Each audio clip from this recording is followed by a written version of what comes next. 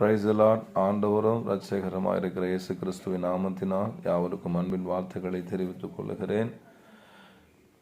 இந்த 4வது மாதத்தில் உங்களை சந்திக்க தேவன் தந்த தயவுக்காக நன்றி செலுத்துகிறேன். இந்த மாதத்தில் கூட ஆண்டவர் நமக்கு ஒரு வாக்குத்தத்தத்தை தந்திருக்கிறார். ஆதியாகமம் புஸ்தகம் 28ஆம் அதிகாரம் அதனுடைய 15ஆம் வசனத்தினுடைய பிற்பகுதியில் இருக்கிற வார்த்தை நான் வாசிக்கிறேன். நான் உனக்கு சொன்னதை செய்யும் அளவும் உன்னை கைவிடுவதில்லை. இன்றைக்கு இந்த மாதத்துல இதை கேட்கிற ஒவ்வொருவரையும் பார்த்து சொல்லுகிறான், நான் உனக்கு சொன்னதை செய்யும் அளவும் உன்னை கைவிடுவதில்லை. நான் உனக்கு என்ன வார்த்தையை வாக்குத்தத்தமாக கொடுத்திருக்கிறேனோ அந்த வார்த்தையை நிறைவேற்றுகிற வரையிலும் நான் உன்னை கைவிட மாட்டேன். அந்த வார்த்தை நிச்சயமா உன் வாழ்க்கையில நிறைவேறும். அந்த வார்த்தை நிச்சயமா உன்னுடைய வாழ்க்கையில நிறைவேறும்.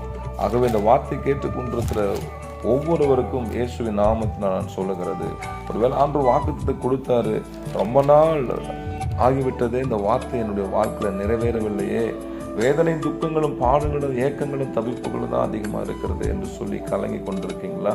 கர்த்தர் நம்மை பார்த்து தான் சொல்லுகிறார். ஒரு நிச்சயத்தை இந்த மாதத்தில் நமக்கு தருகிறார். நீ கலங்காத, கவலைப்படாத, நான் உனக்கு என்ன சொல்லியிருக்கிறேனோ அதை கண்டிப்பாக நான் நிறைவேற்றுவேன். அதை நிறைவேற்றுகிற வரையிலும் நான் உன்னை கைவிட மாட்டேன் அப்படின்னு சொல்லி ஒரு உதாரணம் சொல்லணும்னா, ரூத்தின் புஸ்தகம் 3ஆம் அதிகாரம் அதனுடைய 18ஆம் வசனத்தை வாசிக்கிற பொழுது ரூத்திடத்தில் அவருடைய மாமி சொல்லுகிறார். என்ன சொல்றாங்க? மகளே, இந்த காரியம் என்னமா முடியும் வரையும் நீ காத்திரு.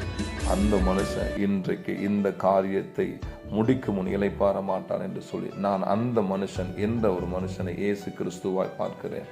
என்னுடைய வாழ்க்கையில ஒரு வாக்கு தத்தத்தை ஆண்டவர் கொடுத்திருக்கிறார். ரூத்துக்கு எப்படி போவாஸ் ஒரு வாக்கு தத்தம் கொடுத்தாரோ அதே போல எனக்கு ஒரு வார்த்தையை கொடுத்திருக்கிறார் வாக்கு தத்தமா. அதை நிறைவேற்றுகிற வரையிலும் அவர் ஓய மாட்டார், அவர் சும்மா இருக்க மாட்டார். இதை கேட்டுக்கொண்டிருக்கிற உங்களுடைய வாழ்க்கையில இந்த வார்த்தை வல்லமையாய் செயல்படுவதாக. ஆமென். God bless.